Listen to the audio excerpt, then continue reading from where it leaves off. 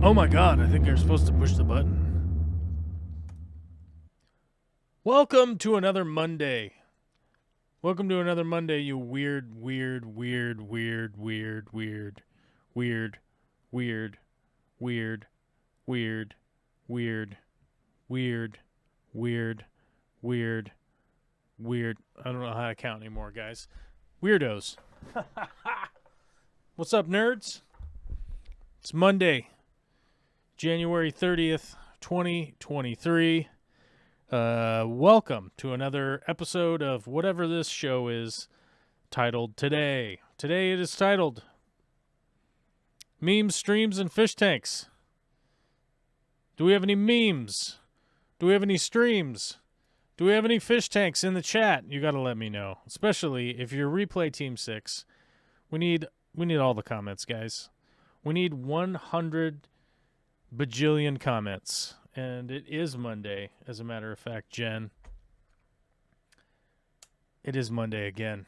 We're right back in the thick of it on a hot and sassy.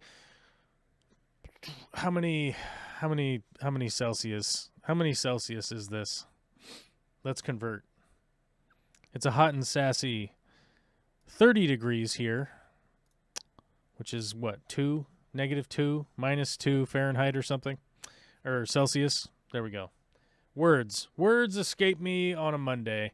It has been a busy, blustery, boisterous, bouncing baby boy style weekend up in the hood.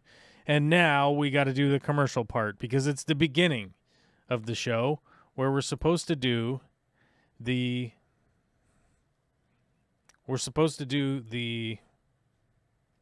what do you call it? The commercial part. Guys, I'm only able to ever do this live stream and whatnot because you guys sponsor the channel. Over the weekend, a bunch of our YouTube members strolled right off the edge of the flat earth. They were here, then they were gone. They disappeared. They disappeared into the layer of turtles. The layer of turtles. It's a turtle upon a turtle upon a turtle. It's turtles forever, as you know. You and I both know it's turtles forever. So why bother going off the edge? Because all it is just turtles, you know? But needless to say, they went right off the edge. We had 88 as of last week. Now we have 76 members. We're going backwards, folks. We're headed in the direction of 0 members. That's where we're headed. We're headed in the... What happened here? Oh, my God. What did I do? No wonder. Your illustrious narrator can't even put the numbers into the box correctly. There we go. Numbers in box engaged. It looks like we actually... We have a member that crawled. We have a member that crawled up. We crawled up the stack of turtles.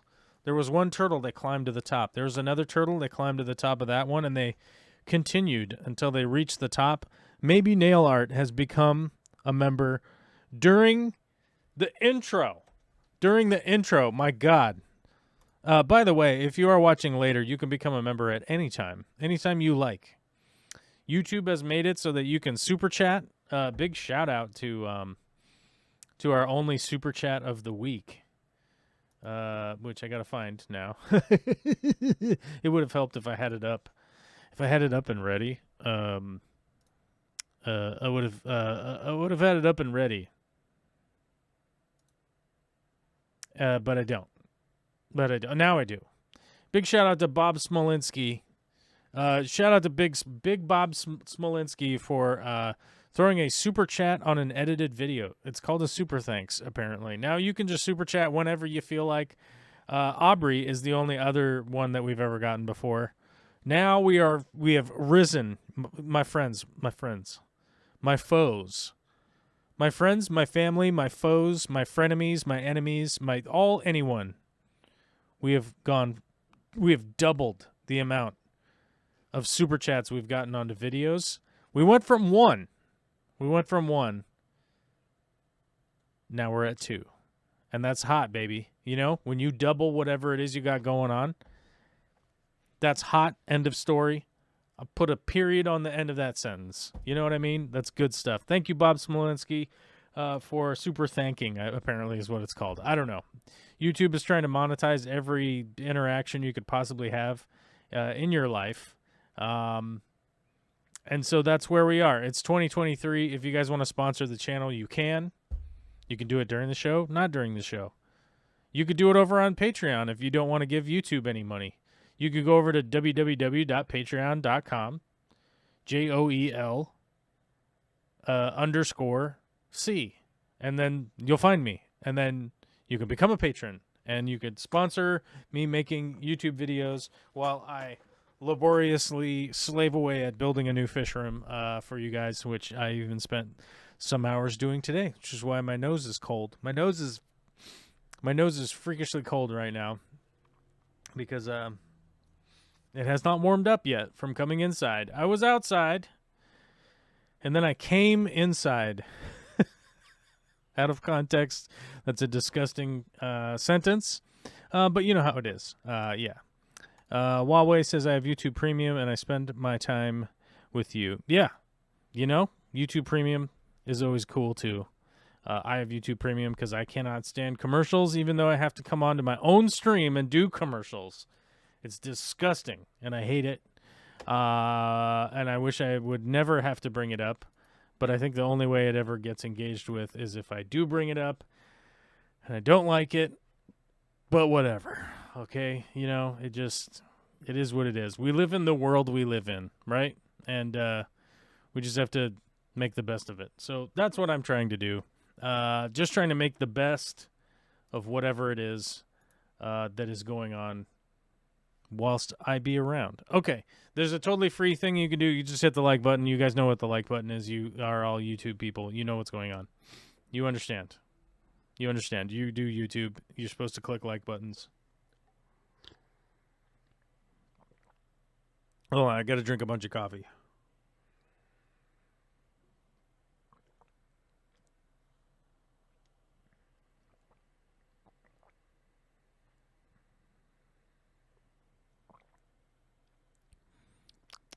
Coffee. It's what's for dinner. Yeah, okay, so there we go. All right. Stupid commercials. Over. Stupid commercials. Done. We don't want to talk about them anymore unless somebody becomes a member, I guess, and then we'll have to talk about it, right? Yeah. You know how it is. Jen Yu says it's Monday. Yeah, it's definitely Monday. Let's give a shout out to everybody in the chat. Why don't we do it? Aubrey. Hello. Alyssa Bentley, Frank Dominguez, Wesley's Fish Club, hello. The Zombie Drummer, hello. Joel G, hi. Steve Bearteach, Mikey Fishy, Why Are We Always Yelling, otherwise known as Huawei, hello. Jen Yu, Amateur Aquatic Addiction, Matt Braun, hi. The Zombie Drummer, and I don't want to repeat names because it makes me hurt in my soul. Skog Shrimp and Stuff. There we go. Hi, everybody. How you doing? Hey, how are you? How are you? Huawei says, hit the like button. It's a simple click for you, but it means a lot to Joel. I don't know that it means a lot to me, but sure. It means a lot to the robots that reign supreme over our lives. The artificial intelligence that is just pumping us full of commercials so we continue to consume. You know, I was listening to a lot of economics over this last week. I wouldn't call them podcasts, but they were like speaking engagements. And they're like, you know, the professor gets up and gives an hour dissertation on what they think is going on or whatever, right? Kind of stuff like that. Man, and there was a commonality. There's a common thread through all of them was like, regardless of whatever I'm talking about, if no one is consuming products, there's no reason then like none of these economic forecasts mean anything. They don't mean anything if the consumers just stop buying stuff, which, you know, weirdly in my head, I was like, what? But how do you do that? How do you get them to stop? You can't get them to stop, which I've seen them try to boycott like something for a day, and it doesn't even really work. So, yeah, it was just very weird. It rung out in my head. I kept hearing it. None of this economics means anything unless people keep consuming stuff. You need to have consumers, otherwise your economy will just fall apart. Very interesting. Very interesting that we've structured our lives that way. Over years of learning, you know, trial and error and testing things, that's where we landed as humanity. Joel told me in private that he cares more about the like button than anything else in his life. I cannot confirm nor deny these allegations. I cannot confirm nor deny these allegations. Happy Monday, y'all. Working and twerking. Lurking. Sorry. I don't read good. I don't read good on Mondays. You know, I don't speak good either, you know. Dane at Duckweed Elbows. Wait a minute. Do you have like a aquascaping company called Duckweed Elbows? That's interesting. It's good. It's not good or bad. I feel like it's good, but it needs some refinement. I guess maybe that's the issue. Zombie Drummer, I bet they got shot by NASA trying to scale the ice wall. That's true. One of the things I know about scaling ice walls is that you are a wide open, slow moving target. So, you know, you are under threat. You're under threat of attack while scaling ice walls. I've done not a fair bit. I've done a bit of ice climbing in my life, and while I enjoyed being involved, I feel like it's too much. I feel like it's too much of a sport, right? Like too much gear. Oh, so much gear. Too much cold, bro. It's like it's a level of cold that you just, it's a level of cold you never really think about, right? And it just, man, it gets you right in your inside, like your bones are cold. And then like, it's just like too much planning and then like too much danger. You know, it's just too much. I felt like it was too much. I feel like cross-country skiing or snowshoeing. I feel like cross-country skiing and snowshoeing are the better versions of ice climbing without the extreme falls from height. Yeah. That's how I feel about it, I guess. Oh, maybe that I have a job. I should splurge on YouTube Premium. Possibly. I would say that YouTube Premium pays in dividends because I constantly am listening to YouTube. I'm never really watching it, which is interesting because my screen time report, it'll be like 8 hours, you know, and you're like, yeah, but I listened to 8 hours of stuff while I was like working and driving around. So what does that mean? Right. So, yeah. Steve says he does it for the likes. Yeah. That's the entirety of my life. The entirety of my life is focused on like buttons and whether or not people press them. All of the things I've ever done in my life, everything has to do with, it's a focus. It's a focus that I have, you know? Autistic level focus on like buttons and whether or not people are pushing them. Yeah, that's for sure. I finally realized that YouTube will not allow me to post on the chat if I also have the chat casted to my TV. Oh, that is interesting. I wonder if you're casting just the chat somehow, and then it's not letting you do it. I know that things get like wonky with stuff like that. Like if you're casting to a screen and then like things don't work correctly. So I'm not surprised, but like maybe that's what was going on. I don't know. But I've never really cast YouTube to a big screen or like a TV. We had to get YouTube TV because we're not willing to pay the cable fees for football. So we ended up getting YouTube TV for local channels. And that didn't change really like the viewing experience at all because you just got like the broadcast commercials, you know? So kind of just got to watch whatever. But that's the extent of casting YouTube to a TV or anything like that. Just mute the phone and use it for chats. That's what I would do during the stream when I was on the show, so I could read the chats. Oh yeah. That makes total sense. I even do that when I'm on other people's live streams. I just like have their stream open and then like pop out the chat window and then just pause their live stream. Zombie Drummer says it gets wonky when casting for sure. Yeah, it's weird. I wonder why it does that. I don't know why. I mean, obviously there's probably like a bunch of people working on it and they're like, "Oh, if this idiot only knew. If this idiot only knew the difficulties." And I'd be like, I would woefully admit, I don't know, bro. I don't have a clue how to do that, so it's not a criticism. It's literally just an observation that they continue to have wonky problems with casting things to screens. I don't know why, but I don't know why. Mainly, I've never looked into it. That would be probably the main reason. It's just not a way that I utilize technology at all.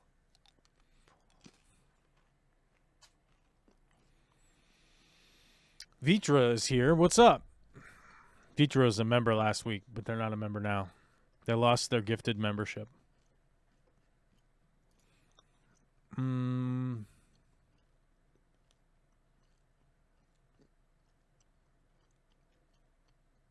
Okay. I think I've caught up.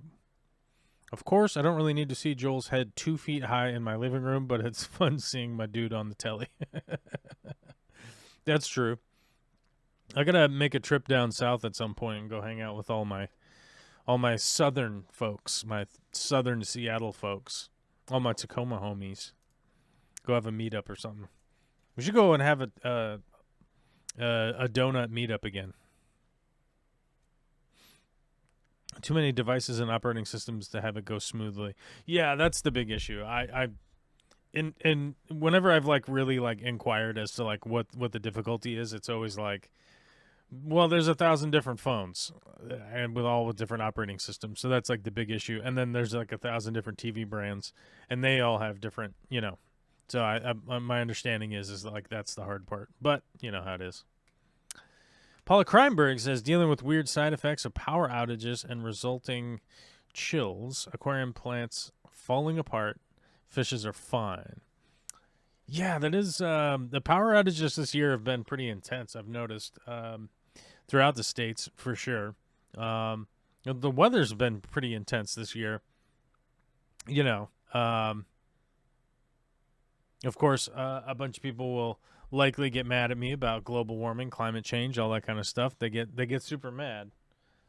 They get super mad and start screaming about how it's some liberal agenda or whatever to take away their stove, and they start crying, they start weeping, they just oh, my feelings are so hurt real bad right now. Yeah. But personally, having looked into a lot of the research, because it's something that I care about a lot, aka the environment, aka where the fish come from, it's been pretty important, as far as I'm concerned, to do that, to look into what people are researching. And yeah, I think these more extreme weather events are exactly what they predicted.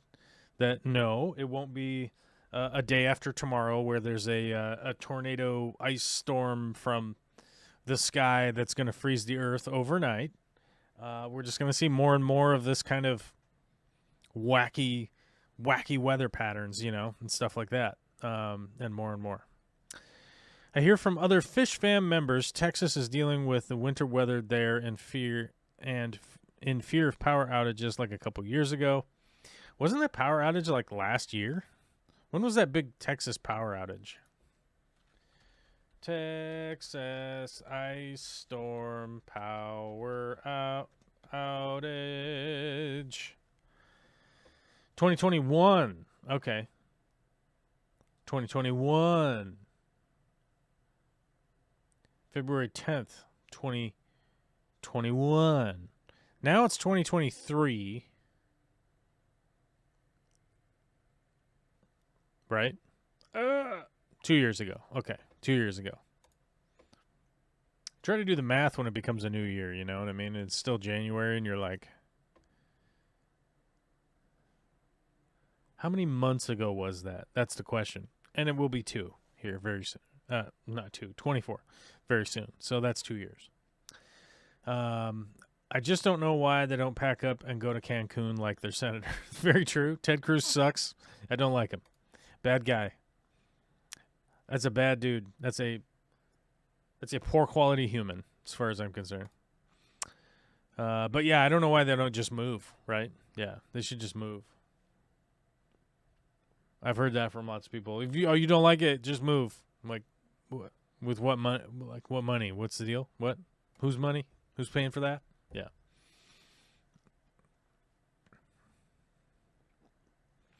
I chose Fubo over YouTube TV when I tossed Comcast. Pretty satisfied. Huh.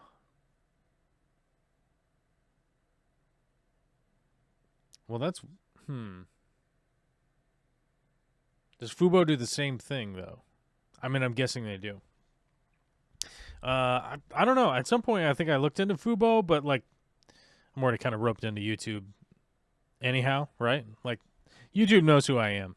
Like, somebody could pretty easily build a chat bot of my voice at this point. I have a lot of... Today's episode, 1139, so you know how it is.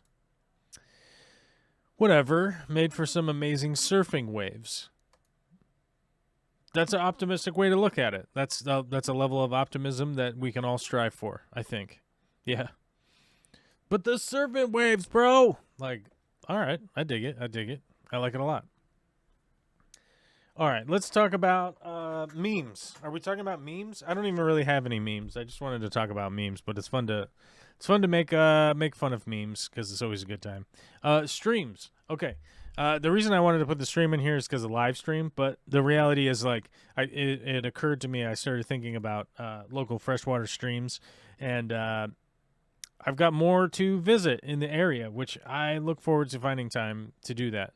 And fish tanks. As you guys know, I'm knee deep in building more than one fish room. Building my own fish room and building a store for the aquarium co-op. And I have to admit, a little tired today. I'm a little tired today. I was feeling like, I'm just gonna take a Monday. I'm gonna take my Monday to do all my office stuff. I started doing my office stuff, and things were going smoothly. I got a bunch of reports finished. I got a bunch of invoicing done. I got a bunch of tax stuff done. Not all of it. The tax stuff is stressing me out right now. I'm super stressed out over the tax stuff, and it's more like just doing it. That really is what it is. Like gathering everything up, getting it all in place, getting it sent off, double checking everything, make sure that this invoice is that and this receipt is here and blah blah blah blah blah blah blah.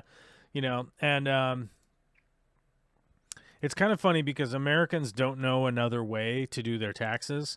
And one of the things that's kind of interesting with that is that like most other countries don't even remotely do any of the tax stuff the way that we do it. It's crazy. It's crazy how we do it compared to other countries, Right. And there's been some patriots, some self-appointed patriots, the people that like claim that they are patriotic, have recently spoken to me about how it's ridiculous that I would ever look to another country as for an example of like the way to do something. And I was like, I have no clue how to respond to you without you getting mad, because that's the most closed-minded, stupid thing I've ever heard in my entire life. Right? Because it wasn't like invented in America. We shouldn't do that, or I don't know. It's insane. It's an insane closed-minded thing that I've heard recently, and I realized that I know that some people have spoken to me, and they go like, "Your ideology. Oh my God, you're an ideologue, right?" And I'm like, "How so? How so?" And they're like, "You're deeply, you're like." You're just stuck in this thought, like you just think things and then that's what they are, blah, blah, blah, and this and that. And it's hard to like recount exactly like those conversations without throwing all the F-bombs and stuff in it, like trying to paraphrase people's rage-filled like tirades, right? But it boils down to it that they believe that I believe in things just because somebody like told me or something, right? Like AOC or somebody like calls me up on the phone and tells me like what to think. I don't know, which is weird. I don't have any Congress people calling me except for Derek Kilmer, which I don't live in his district anymore. But when I lived in his district, they they were calling me because they were like, "We would like you to speak can you ask a question at the town hall?" So I did it on the phone once. Don't tell anybody I was driving when I did it. But I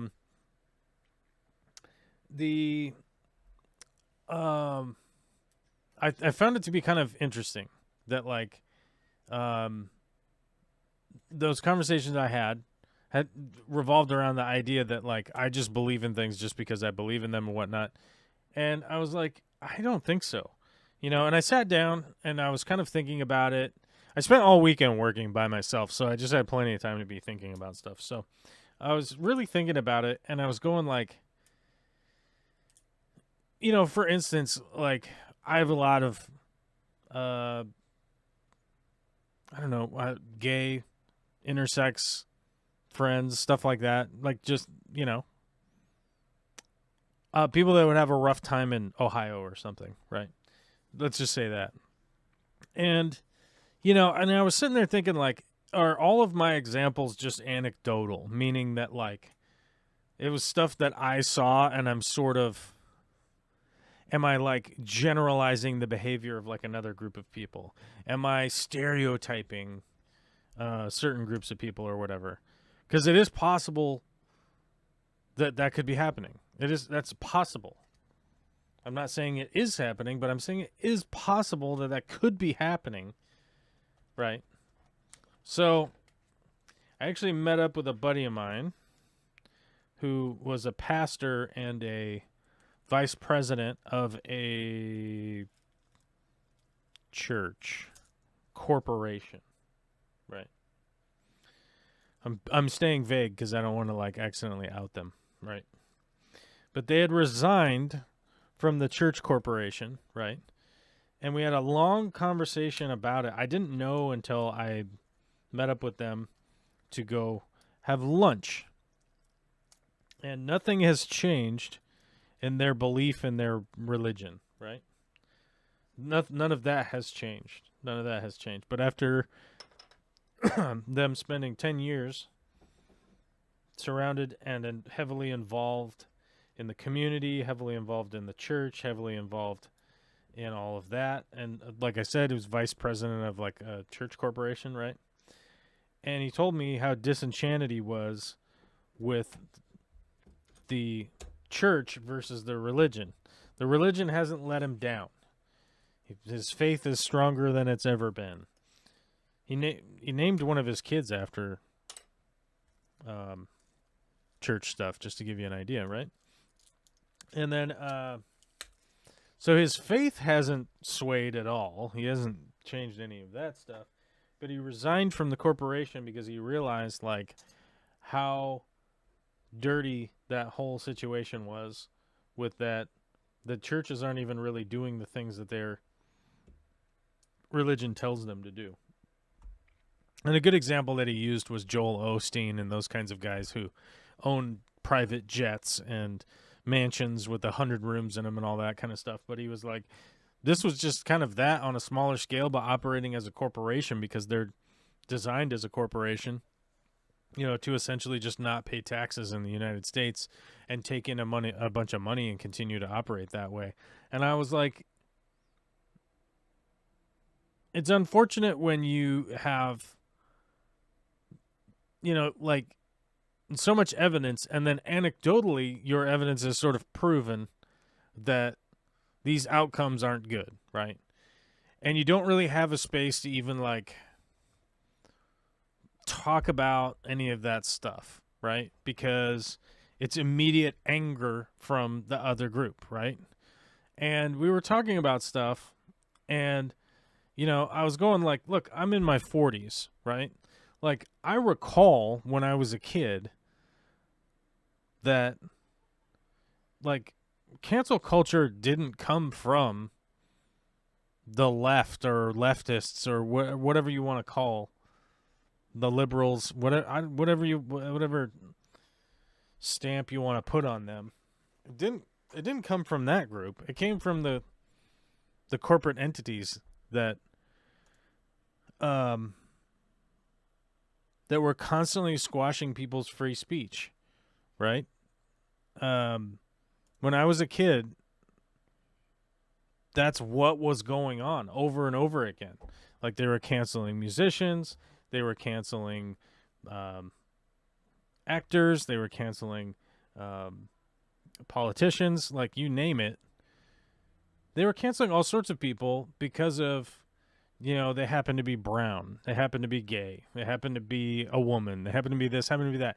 They were doing that forever, and then now, here we are in 2023, and that group is claiming that they've been ostracized by the people that they ostracized for decade after decade after decade, right? And you go, like, where do you think they learned this from, right? Like, where do you think this came from? This wasn't their idea. This was your idea. They took it from you, and now they're making you stop saying you love the Ku Klux Klan or whatever, right? Like you can't say that anymore. And to the point, I was reading about Phil Anselmo, who was the front lead singer of Pantera. It was a super heavy metal band. If you don't know who Pantera is, they're a great band. Most of the band members are dead, and tragic shootings and whatnot, right? Tragic shootings in America of the former band members of Pantera while they were playing with their new band on stage. Mental health, anybody? Thoughts and prayers. Should we send out some thoughts and prayers? Anyhow, those guys died.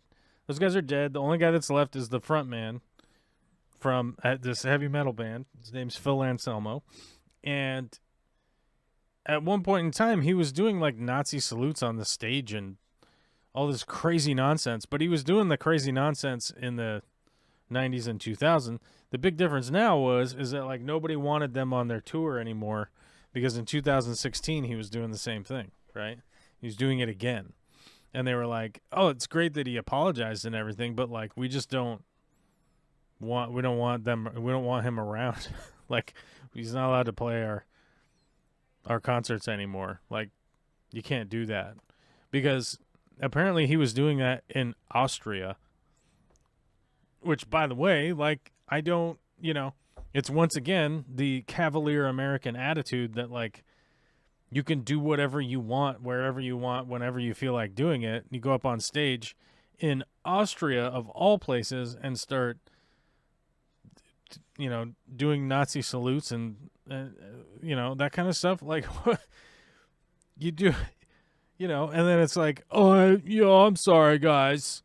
I didn't realize." Like, what do you mean you didn't realize? Like, it's not a mystery. You're in Austria, right? It's just crazy, and like I said, the reason I was thinking about this stuff was like, am I just like stuck in my own ideology, right? And then my thought process kind of went to the place where I go, yeah, but like, what is my ideology, right? like if I had an ideology, like, what is it? And I realized, like, my mantra is to like seek to understand and not to be understood. And it's not even my mantra. Like I'm not the OG. I didn't create that. That wasn't even me. I just grabbed onto that and I was like, that makes sense. That makes sense to me. That makes sense in my head. And it was kind of interesting because I was thinking in terms of that, and I was like, I just want people to be happy, to be accepted, to be not hungry, not homeless, contributing members of our society and contributing members of humanity. And like, there's really no spot in that ideology that's really like closing me off from other people, except for when they prove that like I don't want to engage with them anymore because of how extraordinarily negative they've been. And so I'm like, if that's my ideology, then I guess like I might be an ideologue in that way. But where does that like impede me from understanding like where other people are coming from and like trying to continue to contribute the best I can while I'm on the planet, right? And so yeah, I don't know. I was just having all of these thoughts, and I figured I would talk about them a little bit today because somebody might have some like good input. Could have some solidly decent input for me. But we'll see. We'll see if anybody does. I'm fiddling with this camera cage, and yeah, I do have to admit, guys. I was talking about let's try to not be consumers, but I seriously love this little camera. The Osmo Action 3. It's just like a great little camera. I love it. And I love fiddly things. I love fiddly things like this. It's got buttons. Like you can open this part It's my fidget. It's my version of a fidget spinner. Like this part opens up, this part that goes closed, right? It's my version of a fidget spinner. Anyhow, so moving on, the fish tanks. Okay, everybody wants an update who's on the live stream. I was working on editing a video earlier, and my editing program said, we need to update. Massive update. Huge update. Do not bypass this update. You got to get this update. This update's the greatest. And then it proceeded to take like 2 hours to download. So I was like, why is this the greatest update of all time if I can't even download it? Like, what's the deal here? And it was just coming so slow. I don't know. It wasn't my speed. It was the host speed, right? They were only releasing it at a trickle. I don't know why. But there we were. So the update video has to do about the framing. 187 Ghost says a video. I uploaded a video on Wednesday, I think, on the fish room update. So you could go watch that. Anyhow, so the video I'm working on is about the framing in the fish room. So I've got most every piece of framing done in there. I don't think, even to the point where like I had to substitute a stud with a pressure treated board because it was the only one I had here, and I wasn't gonna even go to the store. I wasn't going to do it. I was not going to buy one piece of lumber. I wasn't going to be that dude. And I had a pressure treat, so I put it in as a stud. As far as I know, not a problem. There's nothing wrong with doing that, except it's expensive. But in my opinion, it would have been more expensive to go buy one, drive over to the store, buy one, and drive back. That would have been more expensive than just using one I already had. Anyhow, most of the framing is done. I am going to be building some other stuff wood-wise out there. So we'll be handling that as they come along. I am currently in the electrical phase, but a big part of this last weekend is, Vicky and I made the decision that we were going to do some metal racking as opposed to the current storage situation that we have out there. I didn't want to build shelves like I've done in the past, mainly because of A, the layout, and then B, the time. Time was going to be the biggest issue. It's not so much building. I love building shelves. I'm going to be honest with you guys. I like getting very intricate and weird when I build shelves, and I like doing that. And I definitely wouldn't be upset if I was to be building shelves, right? But I don't have an availability of time. That's just not going to happen. So we ended up buying some metal racks, assembling those, getting a bunch of stuff done as far as like organization in the garage, and we're moving right along. I've started started a bunch of the electrical. Once I move some more stuff out of the way, I'll be able to run the rest of the electrical, get that all staged and ready to go, and then we will be moving on to the plumbing phase, which actually I think is going to end up being a pretty short phase because I don't have a plan yet as to where I'm going to evacuate water. Because long term, what I wanted to do is get a septic tank, one of those big yellow ones. They come like pre-pea color, right? And I was gonna get one of those and bury it in the ground, and then use that as a staging sump for all of the water change water to go in, fill up, and then just pump water out of it. But I'm thinking that that's just like a giant waste of time, to be honest with you. I think it's badass, but I think it's a waste of time. So I think I'm going to skip that. I'm going to make a simple drain that goes to the outside and utilize that in the meantime. So I think that's probably the best use of my money. So as far as the plumbing goes, I'm going to be bringing in hot water, cold water, and adding a mix valve, and then going that way. Steve says, I'd be curious as to what shelving system you choose. So we got some heavy-duty Husky brand, which is Home Depot's brand, heavy-duty shelves. You guys are probably familiar with the Gladiator racks. They're very similar to those. They're just heavy duty metal racks. There's just nothing really fancy about it. But it's all on it's all on super sale right now. Plus, because I'm a pro, we got an extra coupon discount percentage off thing. So it was like, yeah, it's probably just worth it to just do that. Put these shelves together, get all this stuff up and out of the way, and move on to the next stage. Yeah. The new garage doors are in. They are so sexy, unbelievably sexy. I love them. I love our new garage doors, guys.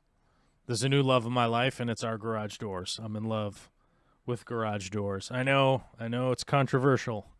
I know it's very controversial for you folks out there that are wondering how a man could fall in love with garage doors. Well, when you had garbage garage doors before that were just trash, they were just the worst, and you get brand spanking fancy new ones that are insulated, and they're cute, and they make no noise when they go up and down, and they don't slam to the ground in an attempt to slice a watermelon in half or cut your arm off or whatever. It's a pretty big deal. You know what I mean?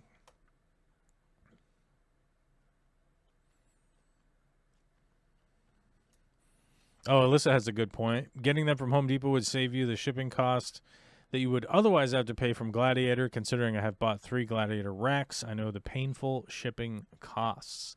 That's true. Yeah. 187 Ghost says, how's the temp in the fish room now with the new doors? The temp in the fish room is exactly the same because we have no...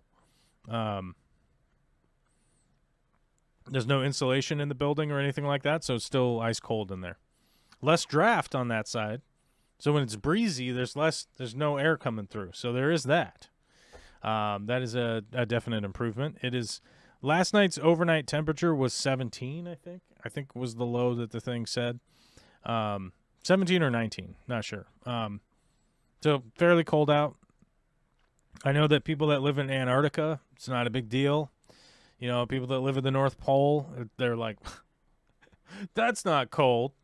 Have you ever been inside of a blast freezer? Yeah, I understand.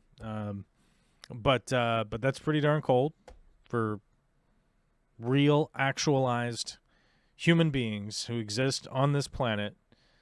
Below freezing is cold, you know. So, pretty cold out. But as the room gets completed, the temperature will end up being, 68 degrees in there, 66 degrees or whatever I decide to set it and forget it. Although I haven't 100% solidified exactly how I want to heat the room. The dehumidifier works really, really well, so I'm probably just going to stick with that.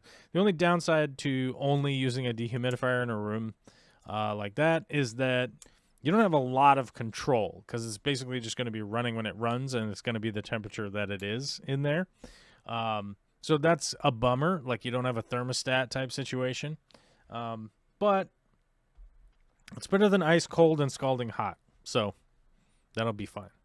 I have what I think is the original 1957 garage door. Would love to replace with something more modern, but the darn thing keeps working flawlessly. Yeah, so the old door we had was a manual door, and it was just really beat up. It was really in bad shape, and when you could open it pretty easily.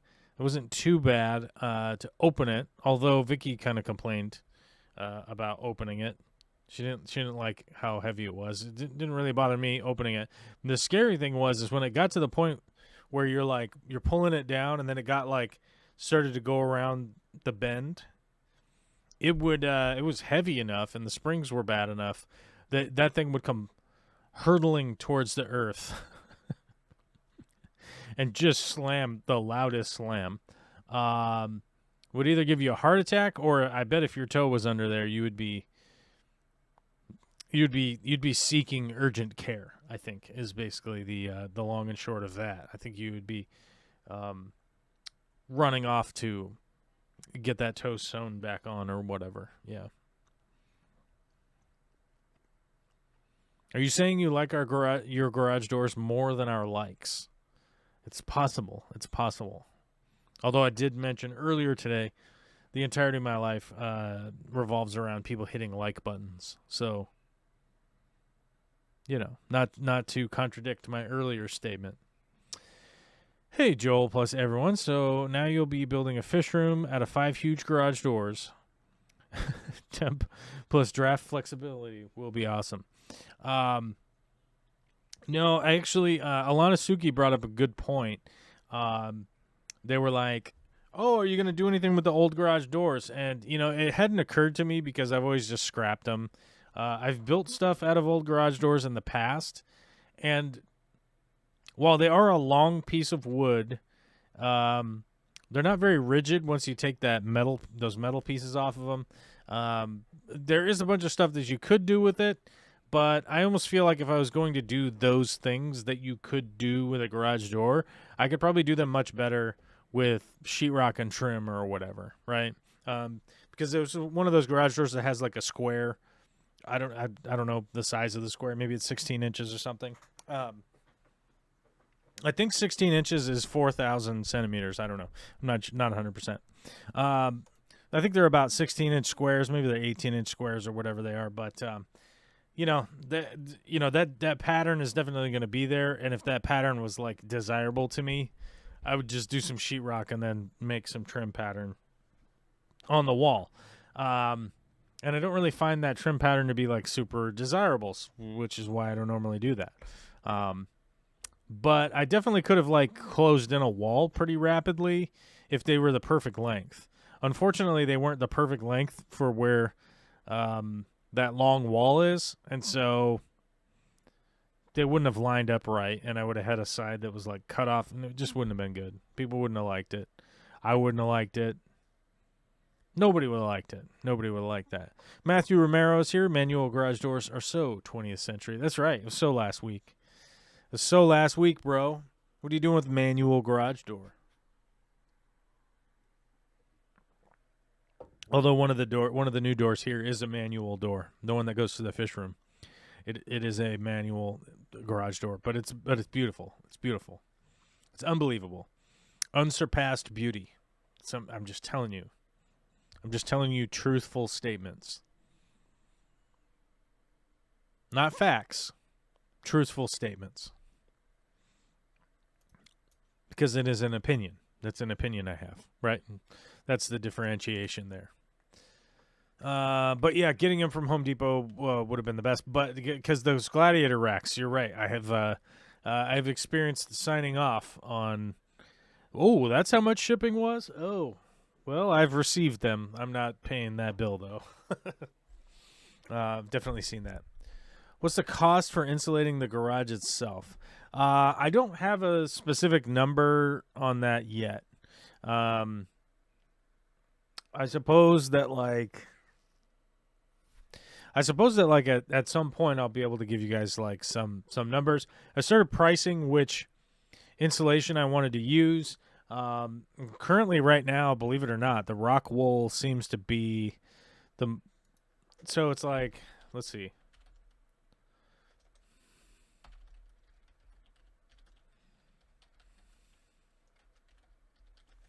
So like right now the rock wool seemed to be about at the price point where I thought was most reasonable for what it is.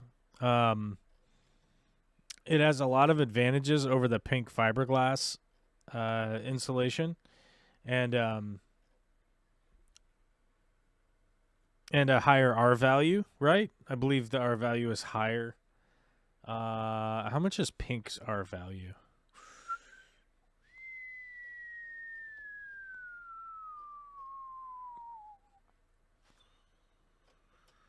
Let's see. So Rockwool's R value is what is it, like 3.5? It's like 3.5 per inch. And then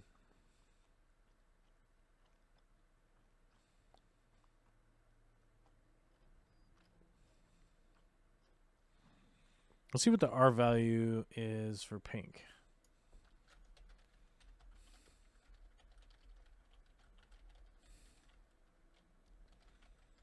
Per inch.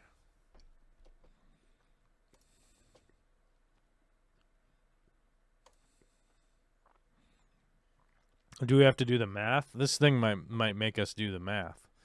All right, we don't want that. That wasn't helpful. Is R12 3.5? Let's see. We're never gonna break me down. And nobody gonna know me now. Oh no, I got to keep on Googling. Ain't nobody gonna stop us now. Ain't nobody gonna slow us down. Oh no.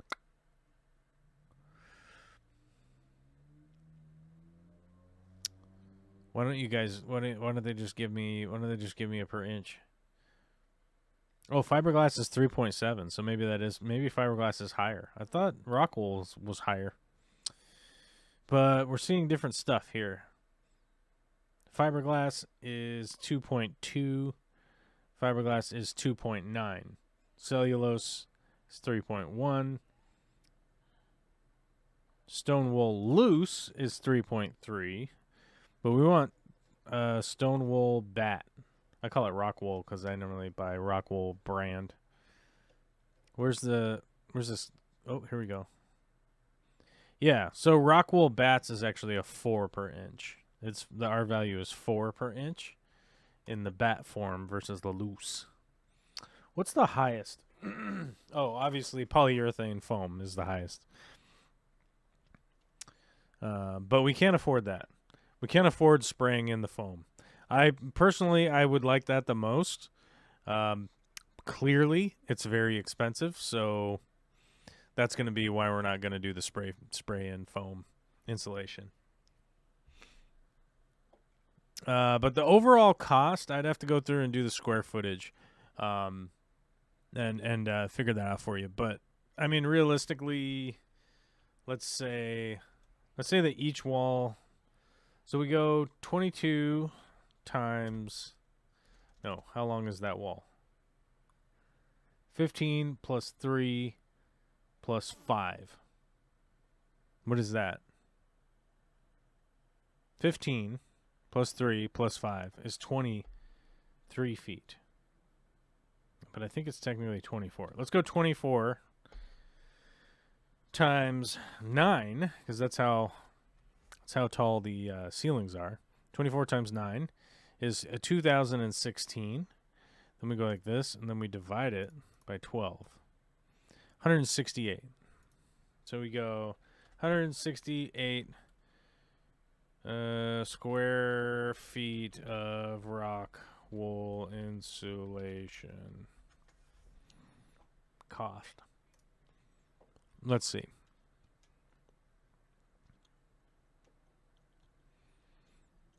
How many square foot is this? We don't know, 'cause this webpage still loading. Why is this webpage still loading? We don't know why it's loading. It's crazy. Would you please just load? All the little images in the calculator are just making colors. So let's see. We've got 587 square feet. 249 a square foot. So let's go back to our calculator. We're just doing a quick calculation here, guys. So we go 168. So we got 1, 2, 3 and a half, right?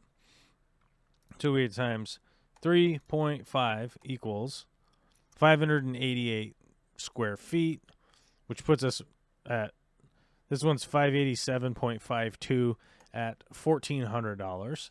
So $1,400 for rock wool. Let's write this down. Let's write this down so we can remember our numbers. Rock wool was $1,400. Then let's go pink insulation pallet cost. All right. Pink insulation, not loose fill. We want bats that are R23. Where are they? R38, R13, 21. That's right, R21. It's going to be a lower rating here. Let's go over to this, and then we'll get, where's the whole palette? We want the whole palette. Let's find the palette. We're going to, guys, don't you worry. We're going to find this palette. Nobody gonna drop it down. Nobody gonna blow me down. Oh no.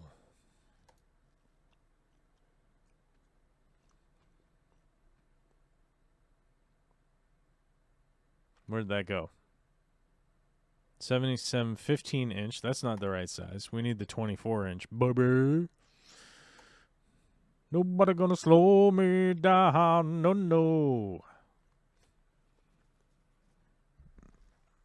Well, we might end up going with the pink. Guys. Because our current cost is $1,079 for 891 square feet of pink at 21. It's going to be $1,079, so that's $121 a square foot. So we might end up going with the pink. $1,000? Let's call it $1,000. Between $1,000 and $1,500. The thing is, like, I would much rather go with the rock wool because it is it's so much nicer to work with. It deadens sound, so it does a lot. It does a lot for sound insulation, and it's just so much better, right? It's just so much better. I am going to talk to our insulation guys and see if they'll do a small room, because it might be worthwhile to get it done. If, like, let's say it's $1,000 for me to do it, and it's $1,000 for them to do it. That's obvious. That is obviously, like, have them do it then, right? So, yeah, there's no reason to have me do it myself. Fish question. How do people feel about ordering fish and shrimp to Minnesota in winter, specifically from Aquahuna? You know, the reality is, like, I kind of go off of the standpoint of, like, do I think this outcome is going to be... Do I think this outcome's going to be good, right? Do I think this is going to end up working out well? Like, if I know the immediate thing that I'm already thinking about is like,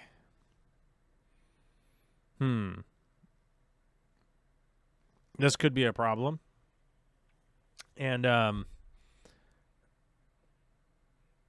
you know, if I'm already thinking that, like, man, this could be a problem, there's a big chance that it could be a problem, right? Like, and you go, like, kind of like, well, why? And like, well, I've experienced horror stories. I've heard a lot of horror stories with, like, shipping fish and that kind of stuff. I've experienced them myself. And I would say, well, there's probably a reason why I'm already having these thoughts. So I would say I would order fish in the winter if I knew it was a reputable company that would make, that would take all the precautions, that would take all of the shipping considerations, the weather, all that kind of stuff, and ensure the,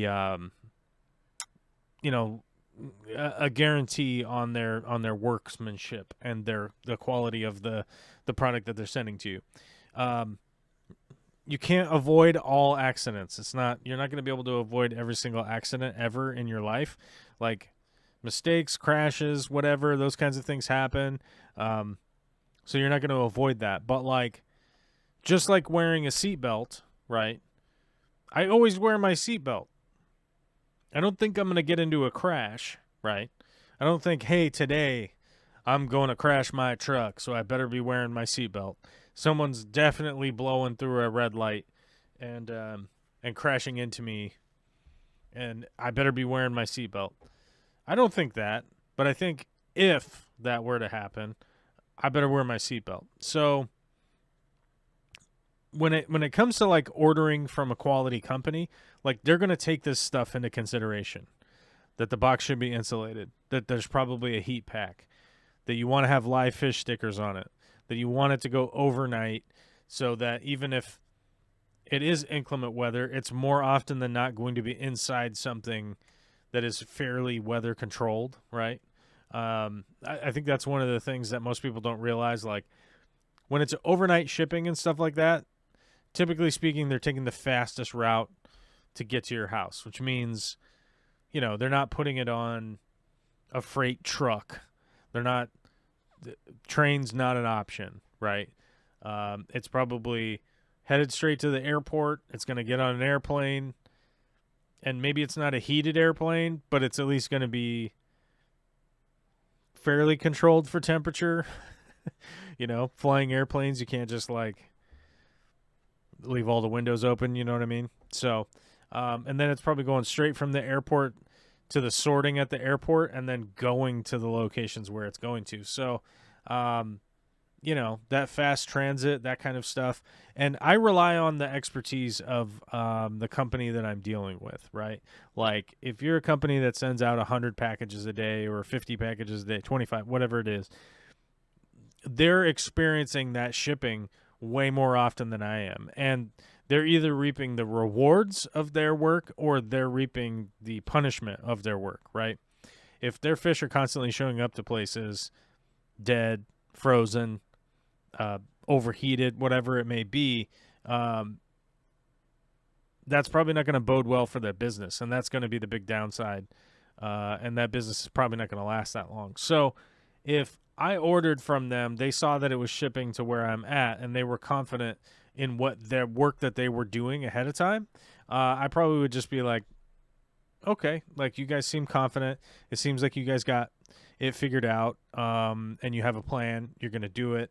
You're going to do everything you can to avoid refunds, reship, sending out fish that you might not have, that kind of stuff. So I would just lean on that. And if it's the thing you want at the price point that you want, and you're not, paying some big giant conglomerate a tiny amount of money and they won't care about you, I think my interpretation with Aquahuna is that they are very hands-on in their business, and they would be looking for the best outcome for those fish, which means that you as a customer gets a much better outcome, right? Like, if somebody cares about their fish that much that they're shipping them out, they don't want them to die, period, let alone based on their own actions, right? Like, well, we knew it was shipping to a really cold area, but we just chucked them in a box and sent them out the door, which is not not the level I would expect from Aquahuna. But also, I've never ordered from Aquahuna because I'm in Washington State, and they won't allow it because of the compete clause situation, right? Yeah. Rockwool insulation here is approximately $30 for a 5.4 square meter, but that's only the raw cost for the soft insulation material mat.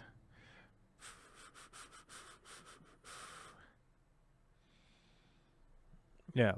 So the insulation thing, I'm working on calculating which is the best, find a deal. Also, I'll probably get a bid from our insulation guys.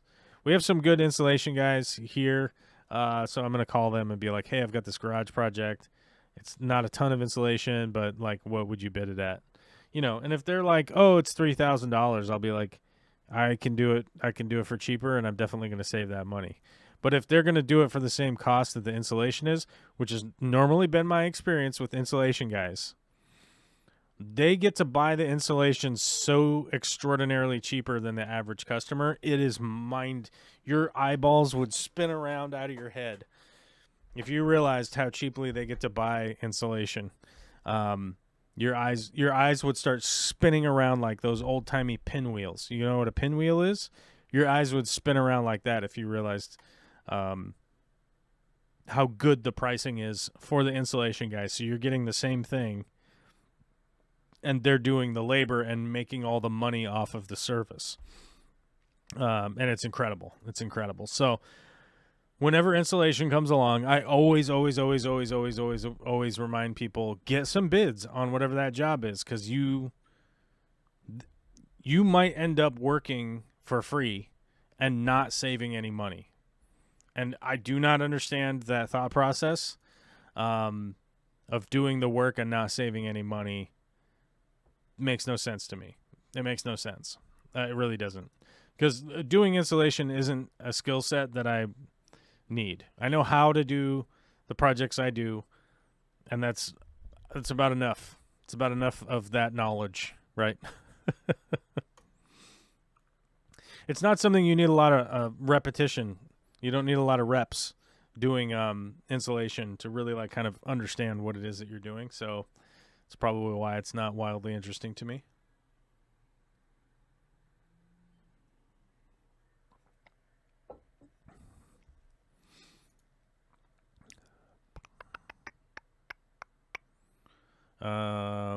What's going on here in the chat? What are you guys talking about?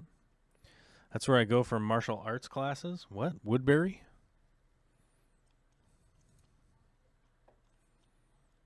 Oh, you guys are talking about Minnesota. Yeah, that's why Alyssa has that crazy Minnesota accent. Have you heard? You guys have heard her. She's been on the show a bunch of times. And admittedly, I cannot wait for the day where I can send a message to Alyssa and go, let's do a live stream. What's your schedule like?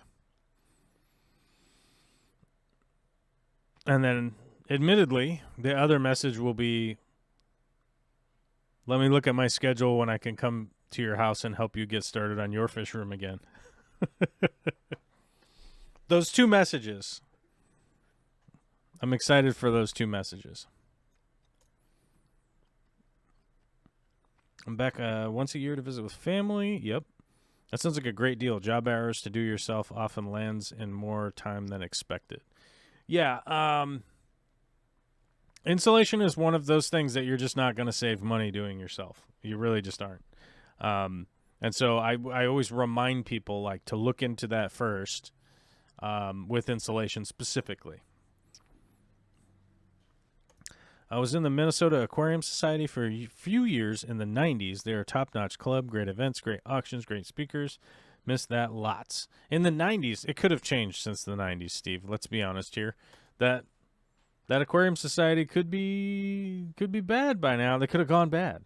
It's a long time. That's a lot of time for them to go bad. I gotta open up the phone lines just in case. I forgot to open the phone lines. In case anybody wants to call in today. Yeah.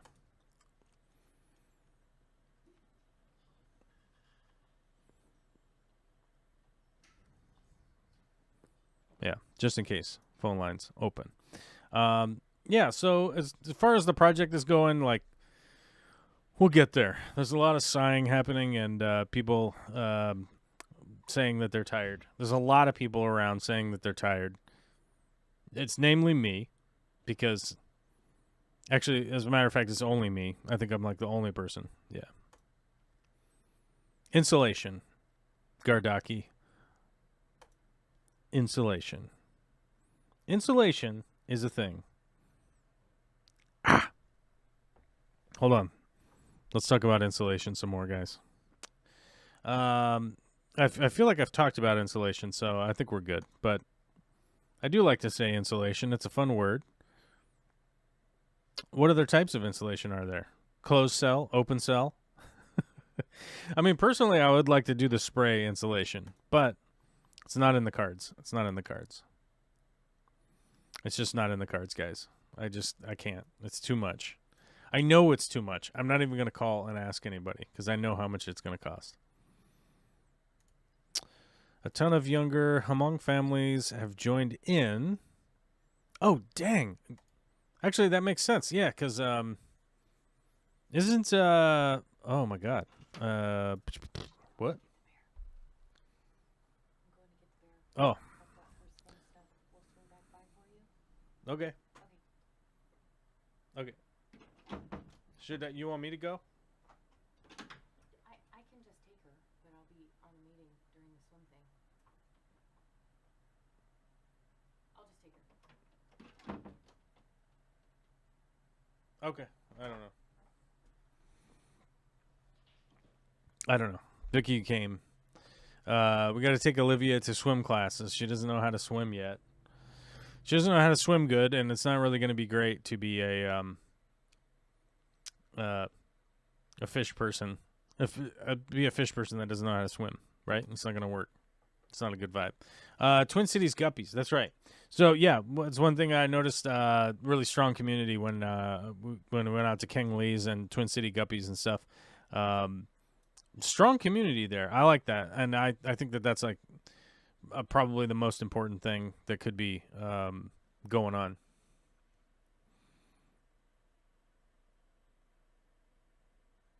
It could be going on around the world. That's very important. But yeah, we got swim class with Olivia. So we should, like I said, Olivia needs to know how to swim. Hey, babe. Just swing by and grab me. I'll go. Yeah.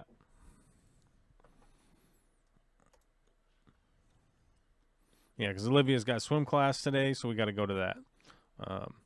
Take her down. It's a half an hour. It's not a big deal. Mikey Fishy. Insulation. That's right. We can't forget about the insulation, guys.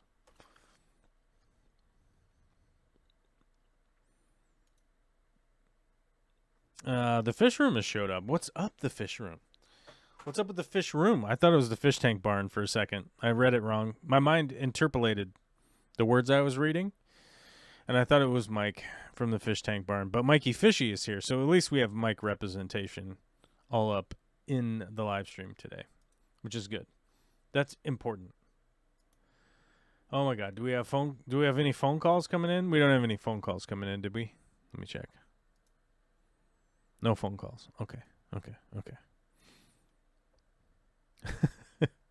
Uh-oh, Gardakis is dead. Oh no, don't die. Don't die on us, folks. And stop falling off the end of the flat earth. If you're a YouTube member, re-up your membership. Our memberships have gone way down. But it's probably because a lot of people gifted memberships and then those expired. So the generosity of people to gift memberships did not really inspire anybody else to become a member. They just had the membership. They just had the membership for a month, and then we're like, oh, okay, we're good.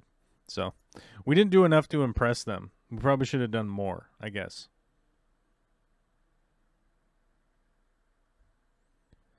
We probably should have done more, I guess, to impress them. Oh my God, is Alyssa here? No, it's a spooky ghost. Who are you?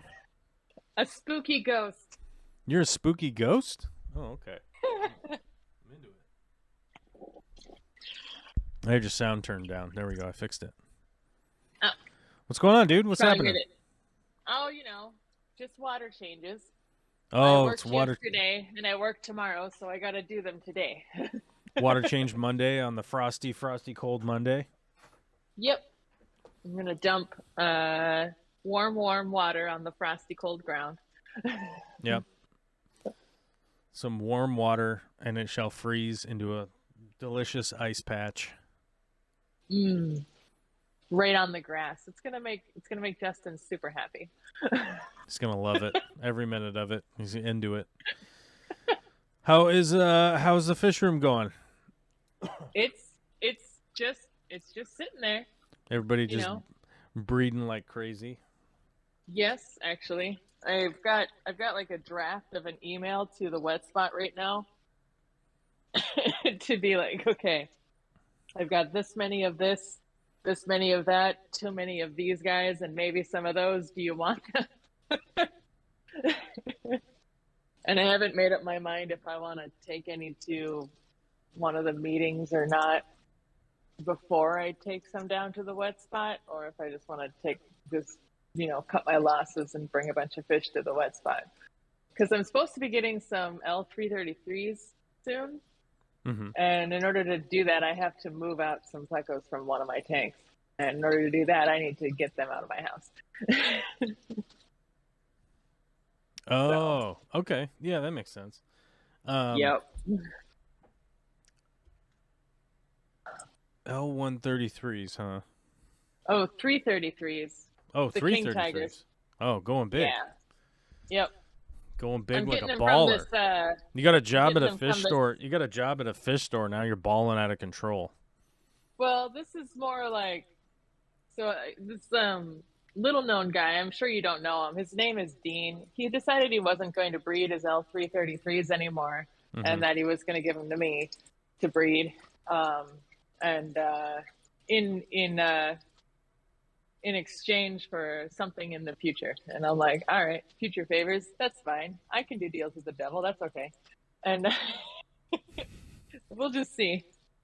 Just want to make sure I've got space for them before they come here. Oh, okay. Okay. Yeah. That makes sense. Oh, so you're trying to clear out to get those from Dean. Yep, for sure. Mm-hmm. Because I'm like, I've got a million bristlenoses, but I have 2 tanks of the green dragons, and I don't need 2 tanks of green dragons. I can do just one. That, Yeah. you know? Dean got super mad because people thought he was moving to Oregon. It's just because he's got a house down there. He's got a house down there, right? And Right. you know, admittedly, and I told him this. It's not a secret because there were other people there too. Because we were at the store, and because I was like, "Oh, you guys are like moving to Oregon, so you're probably breaking down your fish room and that kind of stuff." And and he's like, "I'm not moving to Oregon. What? Why does everybody think I'm moving to Oregon?" It's like you bought a house and then you posted all this stuff about you remodeling it. Right. Like, and most sane people are like, "Oh, you bought a house and you're fixing it up, so you're probably gonna live in it." Mm-hmm. Right? You know, like Right. that's what people do. They live inside houses, right? It's not. Is that weird? I don't know. And he was The like, house that they bought. "It's a beach house." I'm like, buddy. No one is questioning that it's a beach. We all just thought you were moving to a new house. We thought that's why you bought a house, because you're gonna move there. Like, oh, it's just a. Is it a beach shanty or whatever? And he's like, no, it's like a house. And I'm like, I think that's the confusion right there. Like, if it was a little tiny cottage or something, like on the beach or whatever, people would have been like, oh, wow, you guys got a vacation place. That's very admirable. Like, I would love to have a vacation place someday, right? But most people were like, that's like a house, bro. Like, Yeah. like, you got extra bedrooms and stuff and a garage and, you know, like, that's like a house.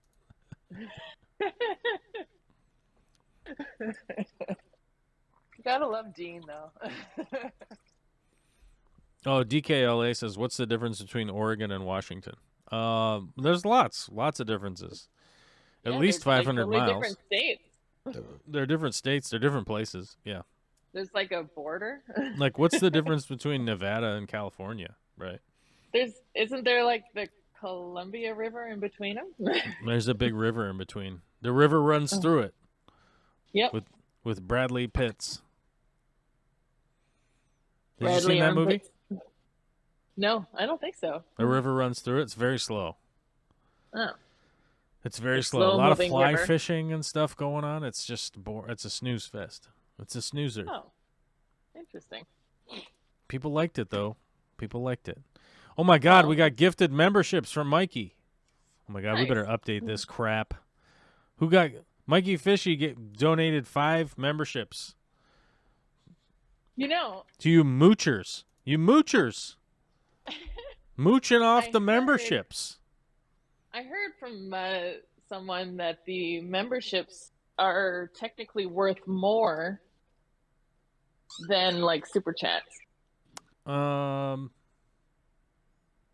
Who'd you hear that from? Some other streamer. Oh. Yeah.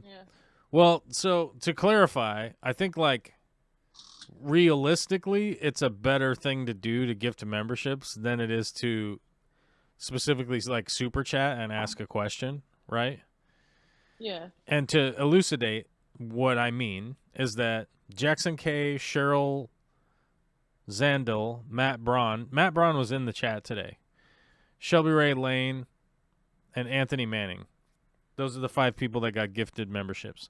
So I haven't seen Jackson K or Cheryl Zandel in the chat via my recollection, right?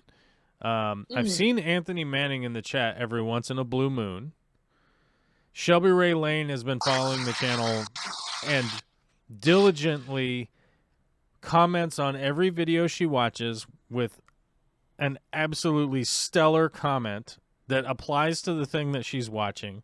It is like Shelby Ray is like one of the solid channel member follower people that I've ever had in my entire life. That's awesome. Shelby used to be a member, but has recently been unable to afford it for reasons outside of YouTube needing to know. Right. And it is amazing that she's able to have been gifted another month of a membership. That's amazing. She's somebody who's like a big part of the community here, even though she is kind of like she's not on the Discord, right? But she's a big part of she's a big part of the reason why I even still make YouTube videos. To be brutally honest, like Shelby Ray Lane comes to mind of like she comments on every video, like pertaining to like what's going on to the video. Like it's just a big deal, and she's been around for a long time. And it's awesome that she'd be able to be gifted a membership. So that's why it's better than a super chat. On top of that, when you gift some memberships, it puts a message for every single one of those gifted memberships in the chat, right? So like if you gifted 20 memberships, it will be 20 messages that will completely bomb the chat, right? The whole entire chat window will be full of Mikey Fishy gifted a membership. Boom, boom, boom, boom, boom, boom, boom, boom, boom, right? So like whoever is streaming cannot ignore that, right? That's like true.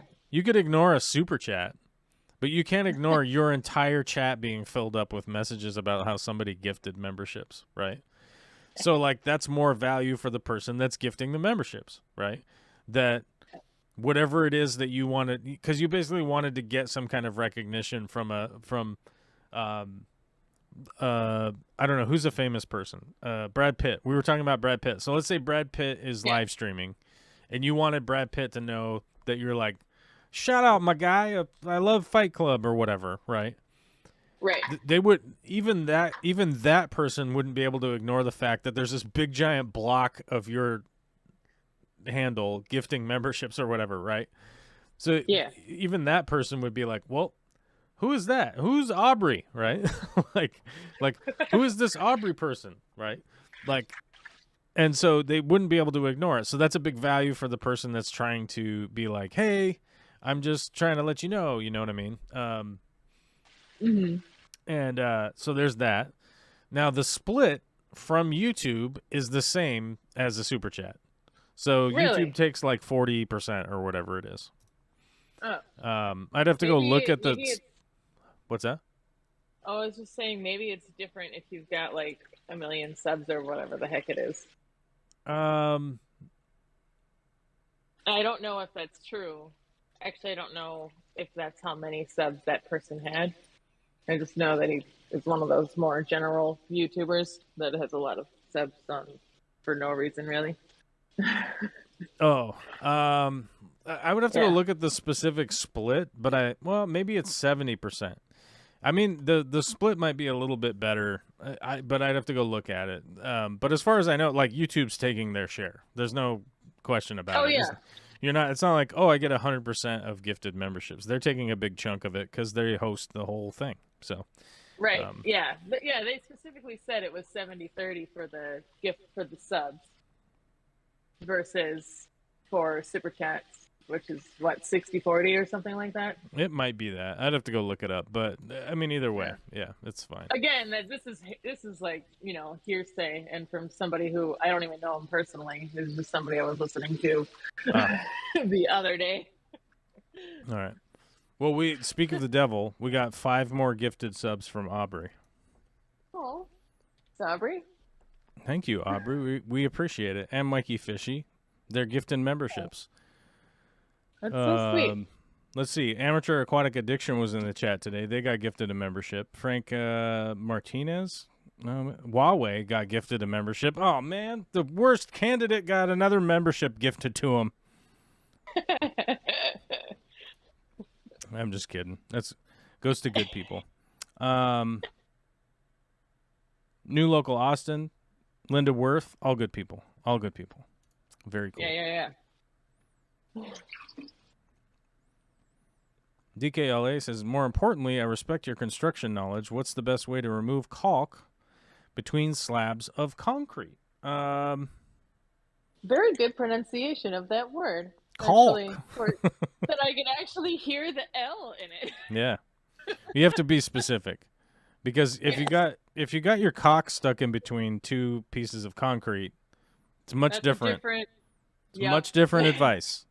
It's and that might even be life advice. You know what I mean? Like that would indeed be life advice. You gotta get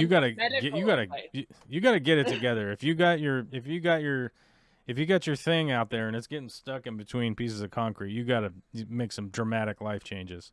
But if you got caulk in between. If you got caulk in between two slabs of concrete,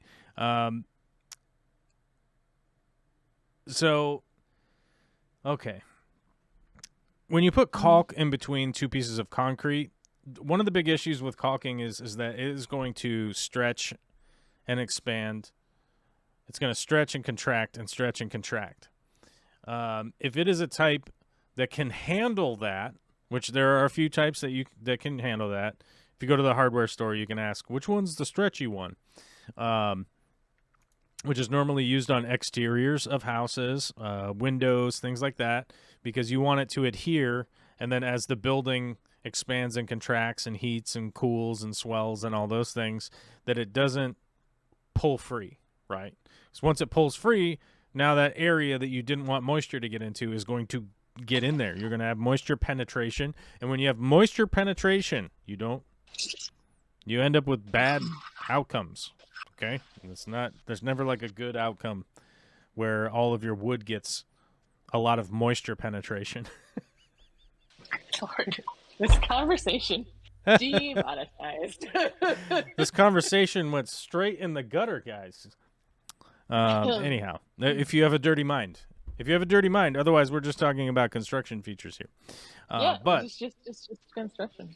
Now, if the case is that it is that kind, you're going to have to get a chemical remover. There are multiple ways to do it.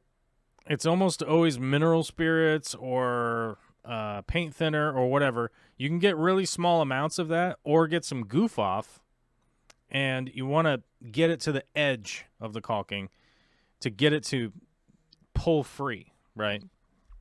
What I would do, if you don't know what type it is I would do a little test area. A little test area that's sort of out of sight, and then let it sit for a couple days, and then see which one it's peeling back, right? Which one it's peeling back from. Because if you're going to be using chemicals, you want to use chemicals without adding extra labor, right? So if you're going to use chemical penetration, you want to do that, right? So you want to let it hang, right? Like let it be out there and do its chemical reaction, right? So don't put it on there and then 2 seconds later go, oh, well, it didn't work. So like let it sit overnight and go that route. Then you're going to have to get what's called a 5-in-1 tool. Actually, let me go to Amazon and I'll find you the best 5-in-1 tool that's been ever created. This thing is the cat's PJs. And we are an Amazon affiliate, so if you buy crap through our Amazon links, we get a kickback. I have to tell you that. I have to tell you that. FCC says so. Yeah, they say so. Yep. Oh, I burped. Excuse me. I'm so sorry. I don't know why. I had this turkey soup today, and it's been making me burp. I don't know. I don't know if that's a good thing or a bad thing or something that just doesn't even matter. It might be something that doesn't matter. I don't know. I don't know. I'm just burping from that's a question for your doctor. All right. Here's the bet. Oh, this one's technically a 6-in-1 tool, but this is the one I've had, the Red Devil. This dang thing. All of the other brands I've ever tried, I annihilate these things. I annihilate these things on a regular basis. But this Red Devil brand, I don't know what the deal is. It's made out of some kind of space age technology or some kind of crap. They last the longest. I don't know why. I cannot explain it. I'm only telling you anecdotal information about they last longer for me. I don't know why. The other kinds, so um, looking just on Amazon, I tried an Amazon Basic one. It lasted a day, and it broke. I've tried the Goldbalt ones, or the Goldblat. I don't know how you say this. Goldblat. I've tried this one. That one is broken, and as a matter of fact, is laying to go into the trash. It's so broken now that I just have to throw it into the garbage. I've had a DeWalt one. That one broke. I've had Hyde ones. Those have all broken, except for the super old school one that I have that is so worn down, your mind would be blown as to how bad it is. And if I find it in a tool bag while I'm filming a YouTube video, I'll make a video of it, and I'll show it to you just like how effed up this thing is. But this other one, the Hyde one, I don't like the handle as well, but this one also lasts a really long time. But I don't like the handle, and it is shorter, and it's like stumpier, and it's more expensive than the what's the name of it? The Red Devil one. The Red Devil ones are a little, they're like a better, the vibe, right? Like the size of it or whatever. No, you know what I mean. Yeah. Alyssa, you know what I mean, right? Yeah, you know. I do have one, a 5-in-1. It's yeah, you know what it is. Blue one. I don't remember the brand of it though. So you're gonna use that. You're gonna scrape it out, and then if you're like, wow, there's still little chunks in there, and you want to be super anal about it, you can get a big wire brush on a angle grinder and get all that crap out of there. But with the 5-in-1, you can go through, scrape it all up, shop vac it right out of there, and you'll probably be fine. And then replace it with whatever weird thing you're going to do. Bruce D just showed up and said, advice on growing pink flamingo. So far, I've tried three times, and they all die off.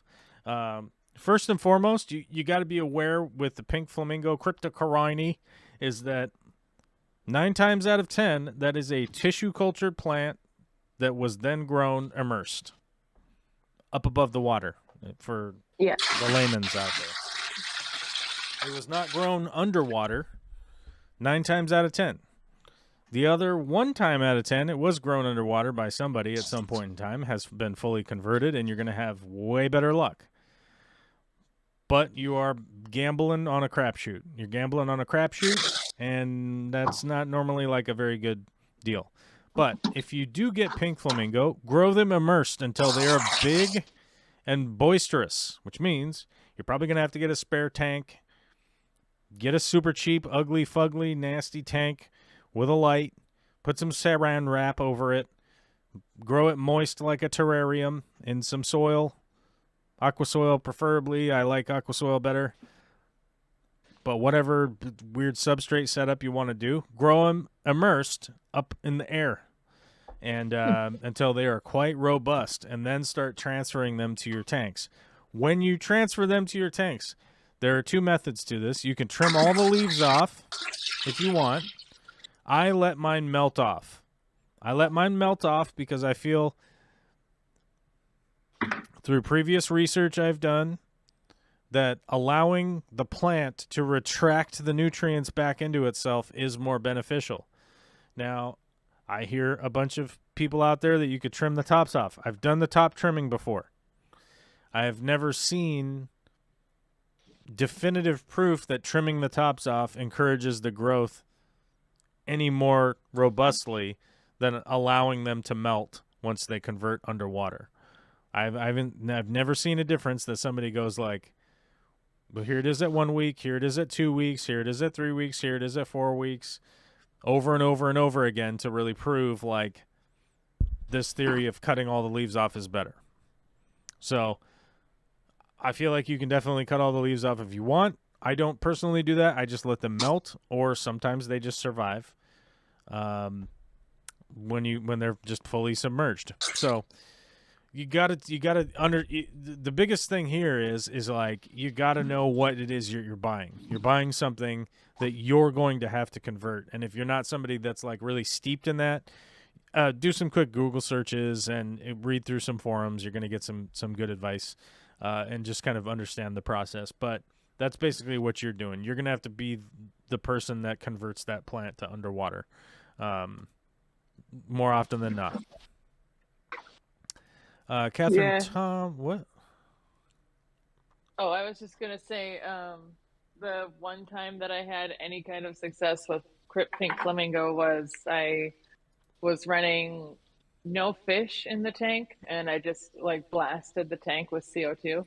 Mm-hmm. Um, yeah, so it was just kind of like in there, and it did grow, but then it did get outcompeted by the other plants in the tank. So I think if you ran just pink flamingo and blasted CO2 in there, then maybe it would work better for you. I did end up eventually killing that plant Yeah. when it got out competed too much because it needs that bright light and also CO2. And yeah, it's a finicky little thing.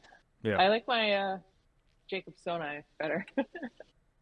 I agree. I have the same opinion. Okay, guys, we are running up into a time crunch here. I got to go to Olivia's swim practice, and